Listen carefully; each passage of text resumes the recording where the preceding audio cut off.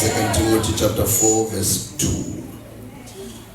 Verse 2. Preach the word, be ready to do it, whether it is convenient or inconvenient. Correct, confront, and encourage with patience and instruction. Bless the Lord.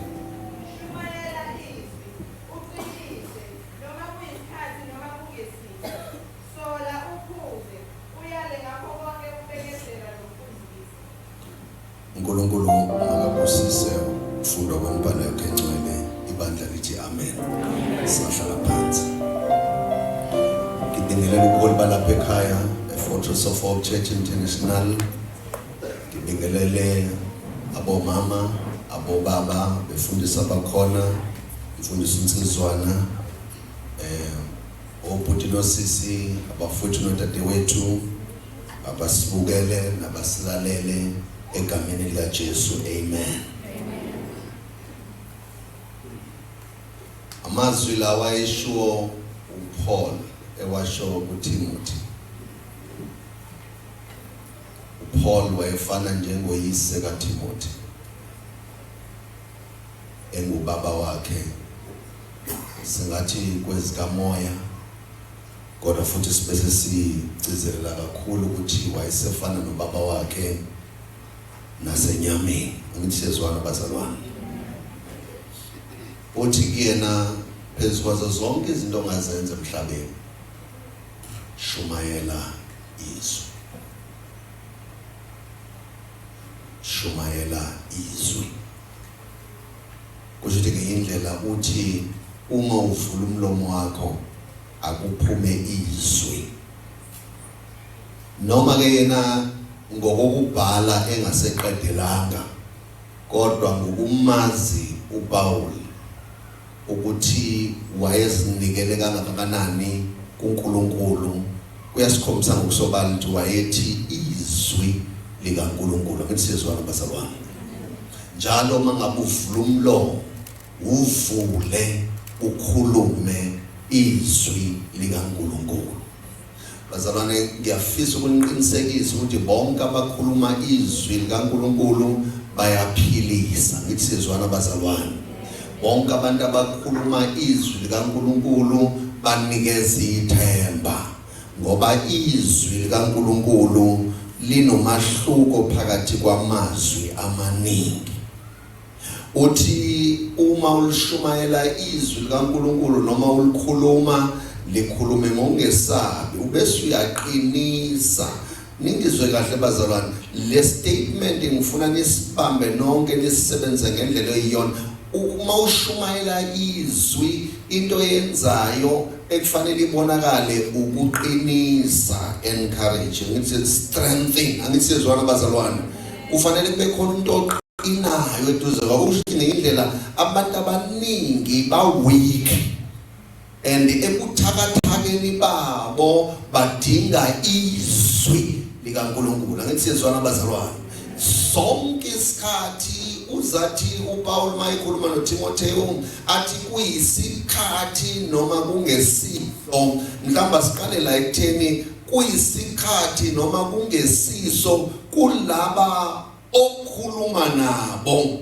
Kodwa before mhlamba ukhuluma nabo kuyisikhathi noma kungesiso, asibuyele la ekutheni nasempilweni yakho kuyisikhathi noma kungesiso, kodwa shumayela izwi uqinise. Angithi ngiyangizwa bazalwane.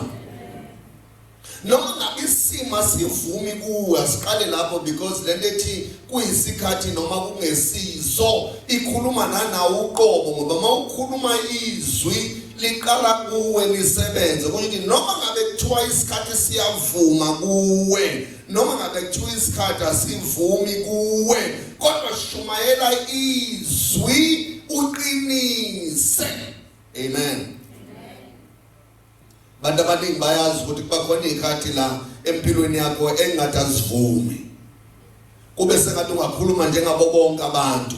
Kodwa ngizothi namhlanje kuseni noma ngabe kuthiwa kuvume, kuba sengathi ungakhuluma njengabo bonke abantu, nawe uzuzitshela ukuthi nami ngumuntu njengabantu bonke. Kodwa wokwazi ukuthi ungalenzi iphutha, othi noma sowushilo ukuthi ngingumuntu njengabantu bonke kodwa wazi ukuthi expectation izwi likaNkulunkulu. Ngiyangizwa bazalwane. Ngoba izwi likaNkulunkulu liyawenza umahluko endaweni. Khona into ayishola athi usole bazalwane sesabana bazana bangasoleki abangasolwa mawuthi uyasola kuba sengathi wenze iphutha mawuthi uyakhuza bese ngathi wenze iphutha kodwa ngizothi kumina no, it's the statement that we are given, it's something that we will do up until we die. Do it to your brothers and sisters. Sola uyale umkhuze angithi sizwana bazalwane umkhuze udede umkhuze ninobabili uzuphethe umkhuze senibaningi ngoba khona umunye umuntu othi mangabe umbonisa ninobabili lento angayithathi serious. Uma engayithathi serious ninobabili okwazi ukuthi noma ngabe kuthiwa semgcwele ungamkhuza lo muntu, because into eyiqiniso ilelethi okukaNkulunkulu kunamandla ukuthi ngingasebenzela wena kusebenzele nabaseduze kwakho. Angithi niyangizwa bazalwane. Yala usole ukhuze kodwa kwenze konke lokho ngokubekezela. Bekezele. Amen.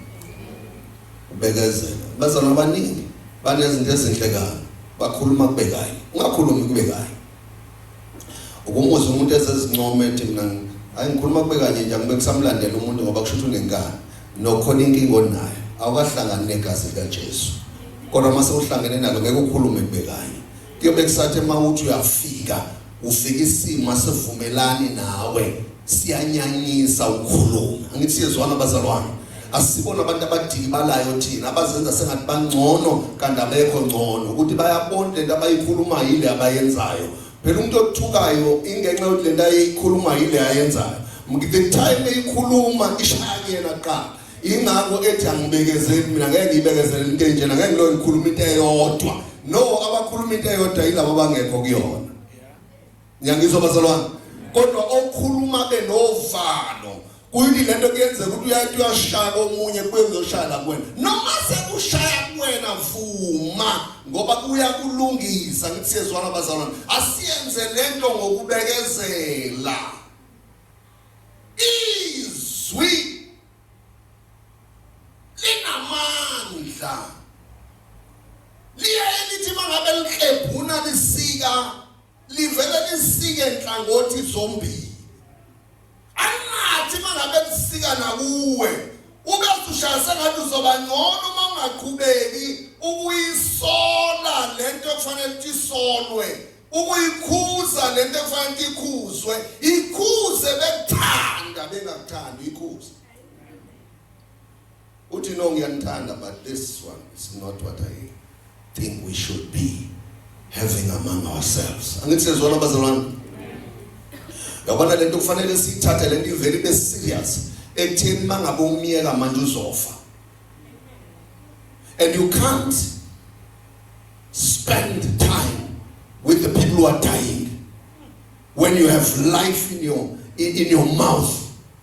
Niyangizwa bazalwane lani nophila emlonyeni wenu niphile nabantu abafayo. No, kufanele uzitshela ukuthi mina ngiyonqanda kuyoze kufike esithubeni sethuna ngiloke ngikhuzile ngiloke ngisolile ngiloke ngiyalile ngoba izwi likaNkulunkulu lingenza umehluko emntwini njengoba nakumina la wenza. Ngithi sizwana bazalwane Tumayela sengiyabuya ke manje kusesiyena uPaul. If I'm your father, I'm saying this morning, preach the word. Preach the word. Shumayela izwi. Kuyisikhathi ungesizwe. Uqinise. Musu kufika abantu bebuthakathaka ubenze babe buthakathaka mo. Qinisa abantu. Musu kuma ngobuthakathaka babo. Kodwa yazi ukuthi ubuthakathaka babo uma kuhlanganiswa nezwi likaNkulunkulu isimangaliso sokwenzeka. Ngithi sizwana abazalwane. Khuza abantu wena. Bakhuze. Yabona thina qala ukukhuza uyosole egcine ndayi kunalento bese ngize ngakhuza ngathi ngeqise kakhulu. Kodwa futhi into esasiyazi ukuthi akuthi asiyeke ukukhuza. Sizophinde sikhuze futhi. Sikhuze sithole late ukuthi ngathi seseqise kakhulu ngoba lento yokukhuza ikhombisa ngokusobala ukuthi lo mkhuza uthanda. Ngithi siyezwana bazalwane, lo msolayo uyamthanda. Angithi siyezwana bazalwane, lo myalayo umenze njani bazalwane, uyamthanda. Asikwenze lokhu kube impilo yethu. Singesatshiswa izimo. Singesatshiswa ukuthina. Singesatshiswa abantu. Asiyalele ukuthi abantu bangafisi khona. Abantu bangafi siphethe into enamandla kangaka. Abantu bangafi phambi kwethu sithi siyaphila. Ngoba ngenzeni nathi sikulamabandla iBhayibheli bathi bayaphila kanti bafile. Ngithi sezwana bazalwane. Oyini nawe kufanele uhamba umbuzo test ukuthi ngempela am I alive? But izwi likaNkulunkulu linamandla.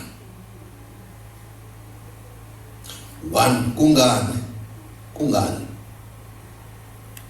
John 6 verse 63, the Bible says, amazwi engiwakhuluma kini angumoya, angukuphila. Izwi linikeza ukuphila. Angithi sezwana bazalwane. Yabona abantu bahlakaniphile baye bathi nje kwesinye isikhathi ake ushizwe nje.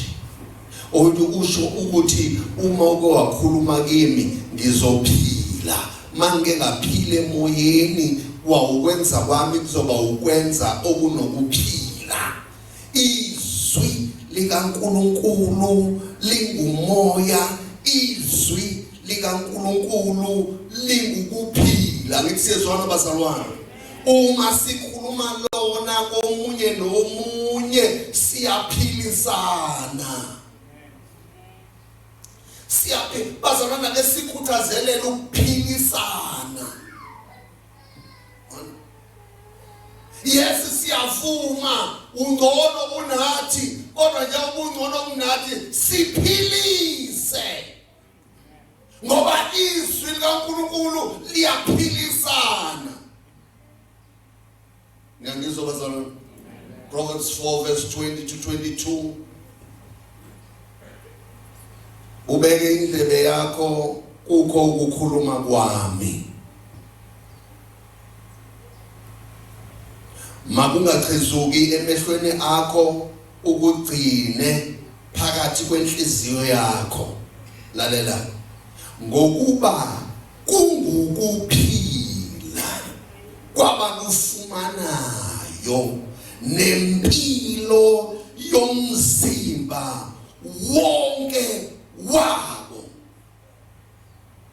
Ngiyangizwa bazalwane. Asigijimise lento esizothi mangabe sidedela ebantwini noma ngabe sehlotsheni noma ibangani noma abazalwane noma ngabe thubani aphile aze aphile umzimba wakhe wonke. Izwi nje lingathutshwe nalutho. Ngithi sezwana bazalwane. Izwi nje lingathutshwe nalutho. Uyabona lento izithi uma sikhuluma ngempilo efakwa izwi. Bathi abantwana baIsrael wakhuluma kithi saphila. Izwi lixosha nokufa emzimbeni womuntu. Ngiyangizwa bazalwane.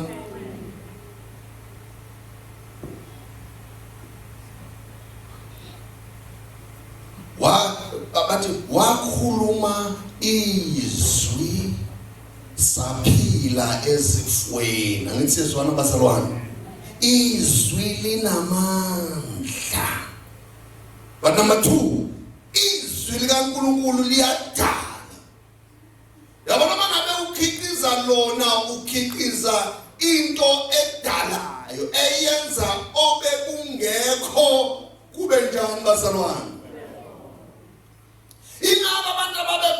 kahle kuqala abantu ababengenayo inzondo babethi kwasa ukuthi kukhona nje odlamanzi amponjwana ekhaya nize nidideke wena mawukhuluma naye mbize ngenhlanhla athi awunanga udokotela wakithi madoda nangu umfundisi wakithi madoda nangu umshumayeli wendaba ezinhle madoda angithi siyazwana bazalwane because vele uNkulunkulu uma umbuka ngale ndlela amdale ngayo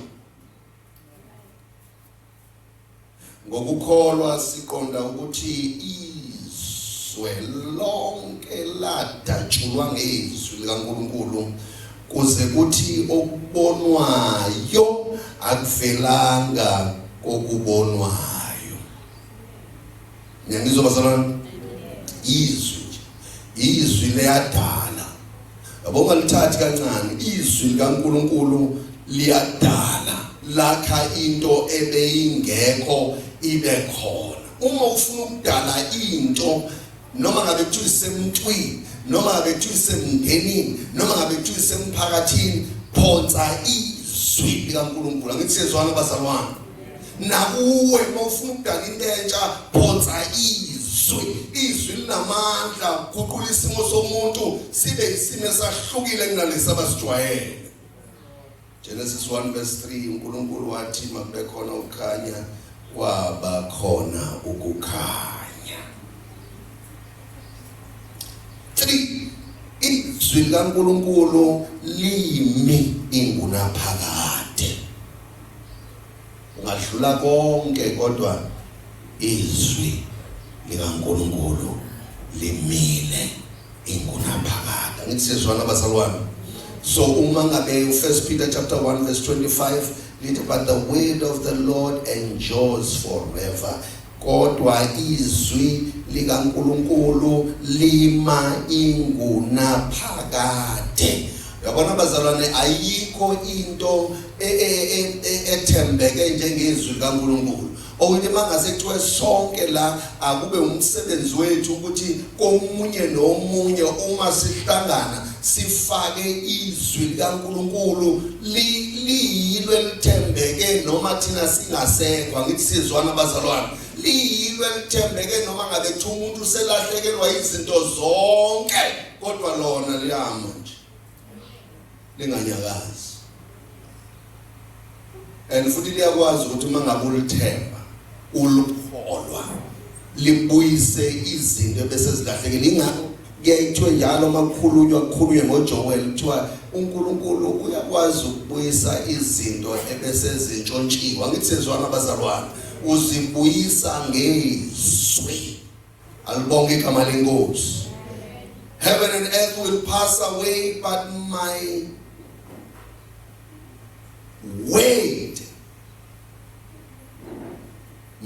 words will not pass away. Izulu nomhlaba kuyodlula, kuthiwe sekukhona izulu elisha, kukhona umhlaba omusha, kodwa kukhona into engaba yifa lomuntu ongabe umenzele kahle uma ngabe umcishe yona, izwi likaNkulunkulu. Angithi sezwana bazalwane, ukukhuluma kukaNkulunkulu. Angithi sezwana bazalwane, kodwa uma ngabe sithi izwi sikwenza ngathi baqina la kuwena, ukukhuluma kukaNkulunkulu. Webazalwane, asothi uma ngabe sihlangane sitshelane lokhu uNkulunkulu akukhulumayo kithi. Angithi sezwana bazalwane, uma sibonana kebe kuhle nje uma sibonana singajahi izinto ezingasenza sigcine sididekile, silahlekelene, sixabene, kwenzeke isimanga, kodwa sitshelane lokhu uNkulunkulu akushoyo kithi. Ngiyayazi imicabango engiyicabangayo ngawe akusiyona eyobubi, kodwa eyokuthi uphumelele kahle, ube nekusasa elihle, ugcwale ithemba. Yini bazalwane mangabe sibingelelana sibingelelana njengalawo magama? Ngoba umfica umuntu kwesinye isikhathi ecindezelekile, kodwa yini ungeke nje umnikeze nje ube namagama nje asuka ekukhulumeni kaNkulunkulu ositshelayo nje ukuthi each and every time mangihlangana nanoma inobani isibingelelo sami nje sinye ngiyayazi imicabango engicabanga nengizoba zabantu ukusho umuntu akawufuna umlomo engakatshela udaba lwakhe kodwa uyilisho lelizwi ngoba uyazi ukuthi abantu abaningi bavamselile ukuthi bakhohlwe ukuthi uNkulunkulu ucabangani wena nje njalo sozitshelile ukuthi uma ngivula umlomo ngaphambi kokuthi sixoxe indaba eziningi zasekuhlaleni kodwa ngizomazisa izwi ukukhuluma kaNkulunkulu ngoba ukukhuluma kaNkulunkulu kuletha ithemba emntwini. Ukhona umuntu nihlangane naye nidiscuss yonke into eningayidiscussa kanti yena ngaphakathi udiscussa nje kunesikhala esithi uma ngisuka la kungcono ngithathe intambo ngiseke kodwa nibe nikhuluma naye nisemcimbini nina kusho ukuthi nisebancane maningakaze nificwe into ukuthi ngike ngathi nihlangene nomuntu nezwa kuthiwa mase ngihambile nezwa kuthiwa uphuza amaphilisi efuna ukuzibulala kodwa ucabanga ukuthi naye ubephawula lo mcimbi ubedinga izwi elinamandla esiye sakhohlwa ukuthi sinikezane lona noma ngabe kuthiwa siyabonana noma sibonana ngoba nina ngidinga ukuthi umuntu anize nimbone ukuthi lo muntu lo uthwana nize nimbone ukuthi lo muntu umorozi nifuna abantu abanjani nilandela abantu abamorozi kanti bona laba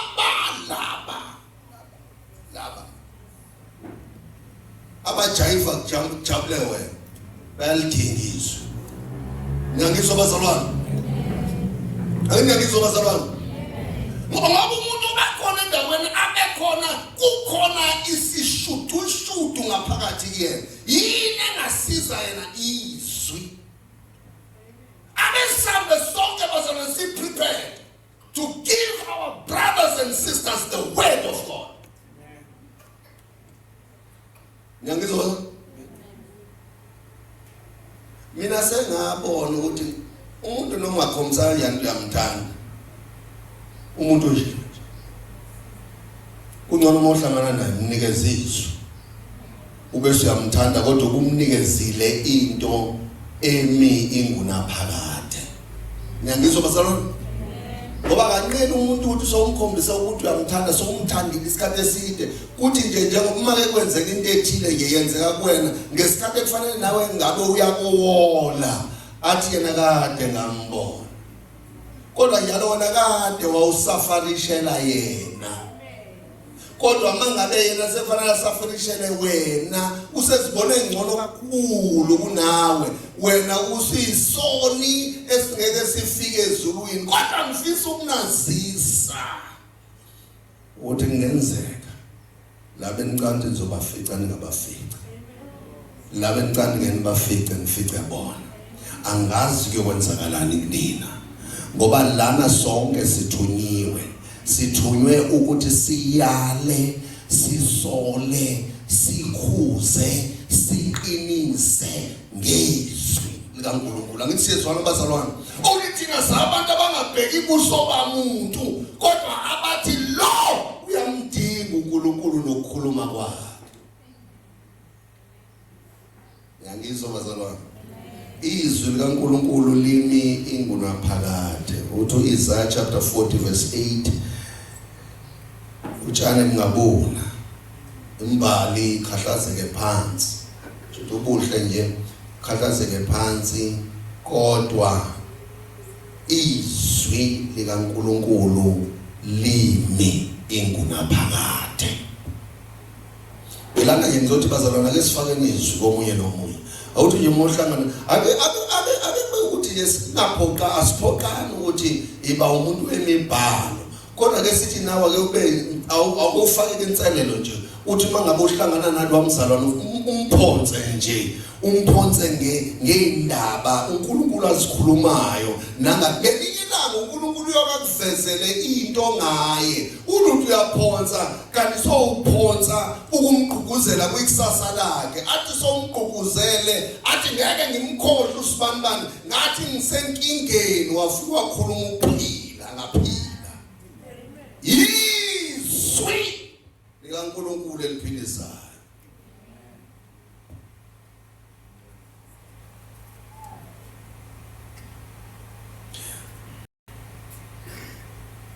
Okwesine, Hebrews chapter 4 verse 12, izwi likaNkulunkulu liyaphila, linamandla,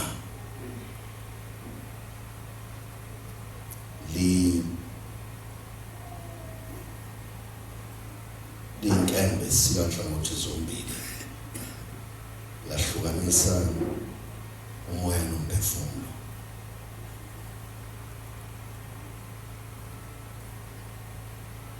Lahlulele umcabango nezizindlo zenhliziyo. Yabona linamandla kanjani? Yabona izwi likaNkulunkulu uma uliphosa nje.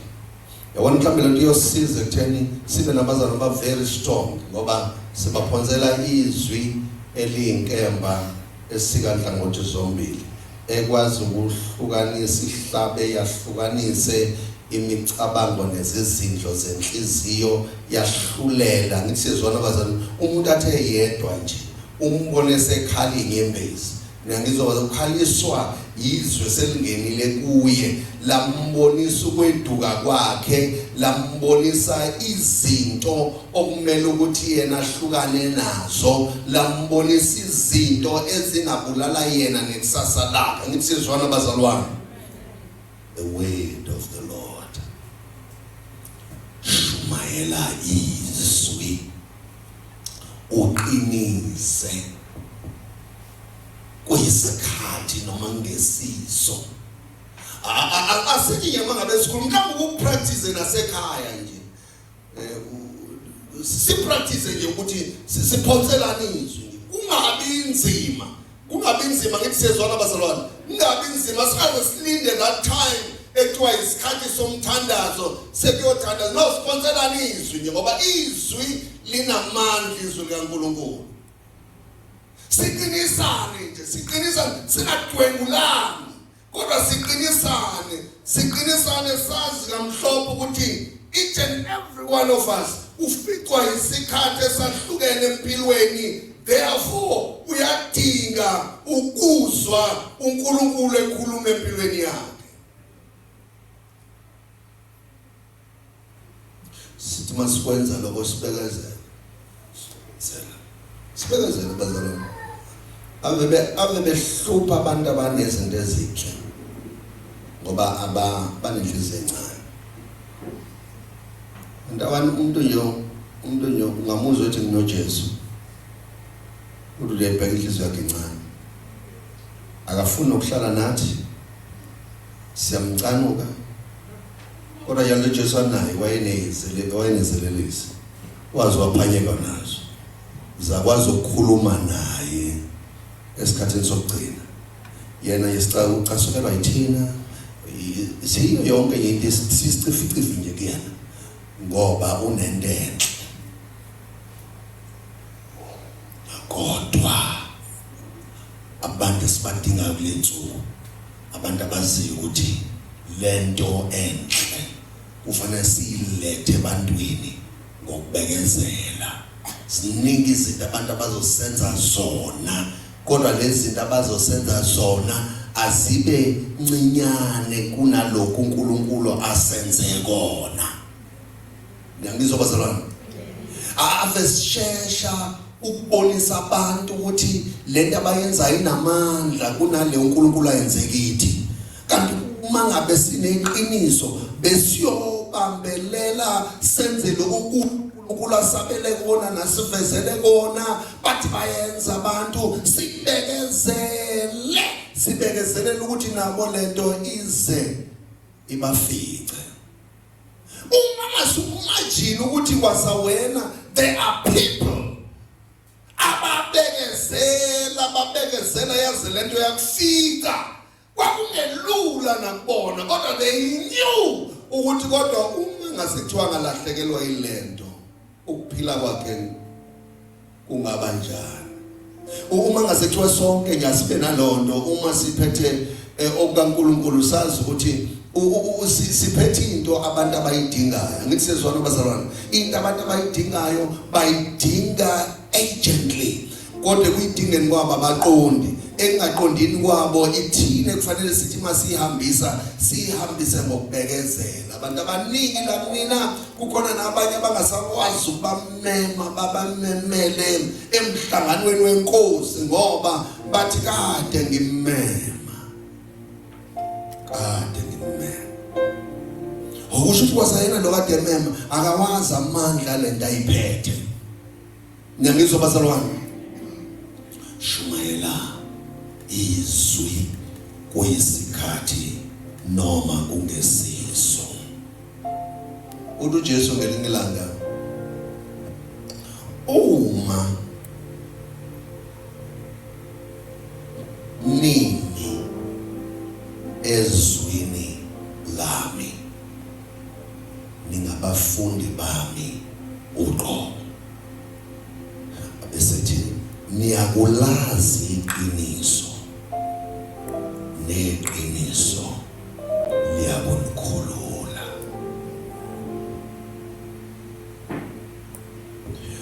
Uma nini ezwini lami, uyabona abantu abamile ezwini, abantu abamile ezwini abagudluzwana ukuthi into abayenza ithatha isikhathi ngoba into abayikuyona is very strong. Uma nimi ezwini lami ningabafundi bami uqobo. Abesesho lamagama engifuna wabambe. Niyakulazi iqiniso neqiniso liyakunikhulula. Iqiniso laziwa at a go, kodwa iqiniso laziwa abantu abamayo ezwini. Angithi siyezwana bazalwane. The more you stand on the word, it's the more you get into knowing the truth.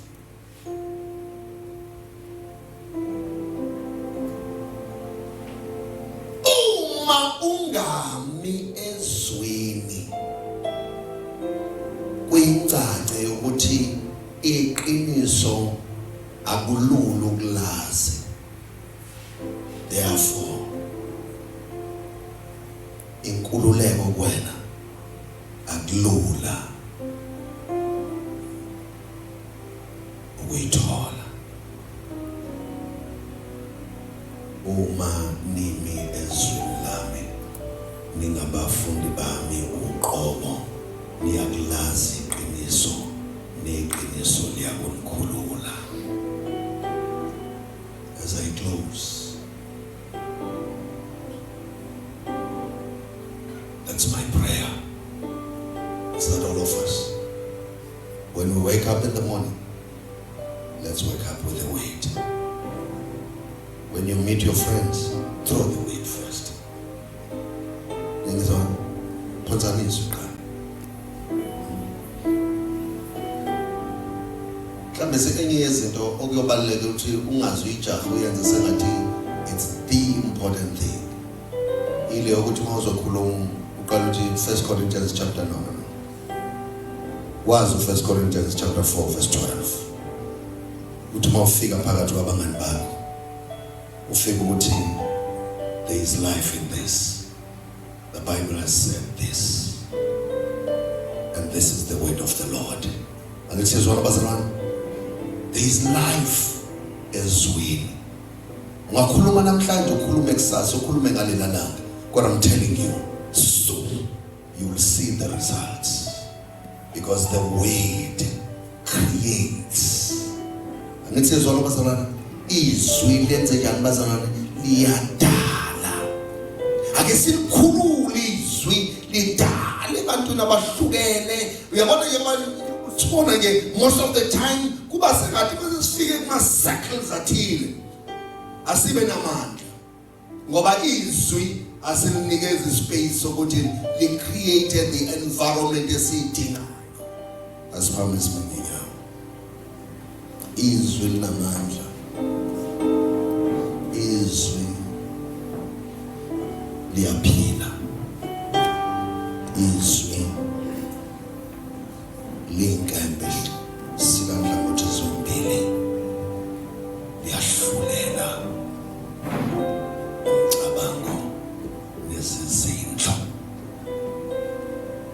if we can all, when we go,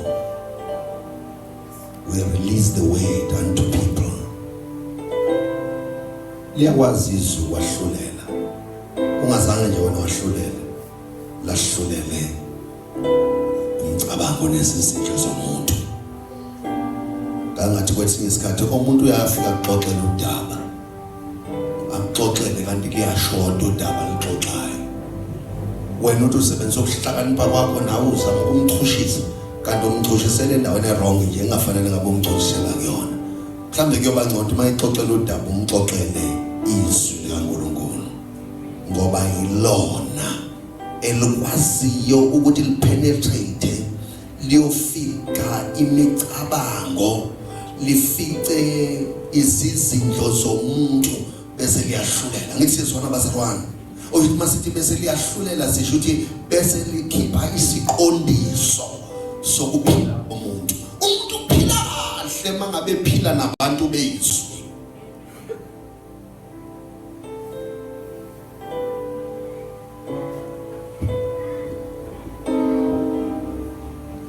Sengathi sonke singamukela ukuthi lento esiyiphethe namandla futhi lento esiyiphethe ingasenza sibe ngcono kakhulu besikona futhi ingabenza babe ngcono abaseduze kwethu kakhulu kunaloko abayikona. Uma ungasiyena umuntu okukhiqiza izwi nawe uzithola sowuphakathi ezingxoxweni zabantu zikuhile zikuhenge zikufake sengathi zikubopha ngentambo ngoba izinto abantu abazikhulumayo zinamandla. Angithi sezona bazalwane ungayichitha phela ngokuthi lapho zivela nawe uveze izwi. Angiphendisa ngihlala phansi shumayela izwi.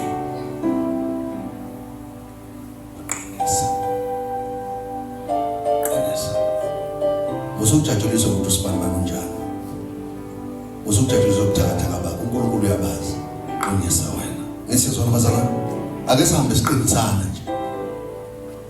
Kuyisikhathi kuvuma kuwena noma kungesisona isikhathi noma ungavumi kuwena. Umuntu uthi lo muntu sekwenzeka webazalwane siyabaza abantu abasenzeka. Ukolo ngabazi. Yabona umuntu owenza kabi nje ugcina umazi. Yabona umuntu owenze kabi ave kunzima. Kodwa kusho ukuthi lapho noma kungesiso isikhathi ngoba kusho ukuthi akusisona isikhathi. Kodwa wena noma kungasiso isikhathi kodwa qinisa ngezwi. Angithi sizona bazalwane. Uma ngabe kuthiwa uyamazi that's good. Ungambuki ngamehlo mbuke kokukholwa. Wawusikanga siyona lento ayenzile kodwa yena uyiloko uNkulunkulu amhlelela ukuthi kube yiko. Webazalwane sekuyisikhathi sokuthi masibukana singabukani ke namhlanje nezolo kodwa sibukane ngalendlela uNkulunkulu vele emaphakatheni asidalele ukuthi sibe yiyo. Ngiyangizwa bazalwane lapho siyokwazi ukuthi senzela izinto ezifanelekile nezinto eziyokwenza ngelinye ilanga uma ufika phambi kaNkulunkulu athi uNkulunkulu welcome faithful servant. Angitsho njalo ngithi ncekethembekile welcome ngoba uyazi ukuthi nangesikhathi kungavumi kodwa wavuma ukuthi yena asebenze ngawe kuloko akungavumi kuyena ukuthi ngingasebenzeka. Angithi sezona bazalwane asinayenzi lento basengathi intenzeka kona kuphela ayenzeki kona kuphela sonke siyafika isikhathi la uthi akuvumi akuvumi kona futhi mangase ukhulume naye umtshela iqiniso ukuthi hey akuvumi ngoba wena usongikhulume kabi wagcwalisa lapha esontweni akhumbule naye ukuthi ngempela uqinisile. Ngiyakizwa bazalwane kodwa noma ngavumi stand on the weight ima ezwini ngoba lokho kuyokwenza ukuthi ube umuntu ofunda kuKristu uqobo. Iqiniso uyolazi neqiniso liyokukhulula. If you want to be free, you need the word of God. Kuvuma ungavumi. Batshela sothi uzokwa ukuthi noma ngabe kuthiwa kuvuma ukuthi wenze. Wenze ngokubekezela. Utshale ekuseni, utshale emini, utshale ntambama ngoba wazi ukuthi iyona yiphi imbewu eyomila. Angithi sizwana bazalwane. Utshale ekuseni, utshale emini. Uyabona lo muntu ongazithi umbukela kude futhi sowuzomdela uyomangala ukuthi kuyoba umuntu oyokuvikela akuvikele afe nawe. Ufa nawe ngemva kwesikhathi eside uhlukumezekile ngaye. Yisho nina ke church lihlukumeza. Afe nawe. Kuthi labo uthanda bazofa nawe.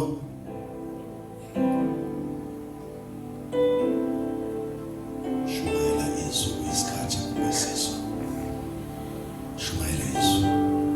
Shumayela izwi isikhathi kwesizwe. Qinisa. Uyale usole. Ukhuze ngokubekezela nje.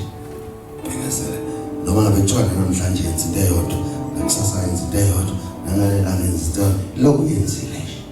As long as you know that it's what God has said. Angithi sizwana bazalwane ngoba what God has said kufanele kube yikona okuqhamayo. Angibonge igama lenkosi. Nkulunkulu omusa nothando akanenze kahle. Nisahamba kuleli viki nihambe mgcwele ukunqoba nazi ukuthi umkhulu ngakini kunalo sezweni athi uma yena ngakithi ubani uyomelana nathi aphumelele sandla sakhe masibephezweni bazalwane nihambe ninesibindi ningesabi ngoba lo enihamba naye akukho kumahlulayo. Phila kwenu makunenze nihambe nineqholo lokuthi whatever comes on your way it's already defeated. Konke kuza kwini noma ngabe kuthiwa ngakanani sekwahlulile. Kwahlulwe noma ngabe kuthiwa ubheka ubone kunamandla kunawe. Noma ngabe kuthiwa wahlula ngelinye ilanga. Kodwa ngifuna ukwazisa namhlanje ukuthi this week, even if it can come again, it's already defeated. Because the Lord your God is your strength, is your rock, is your refuge. God bless you.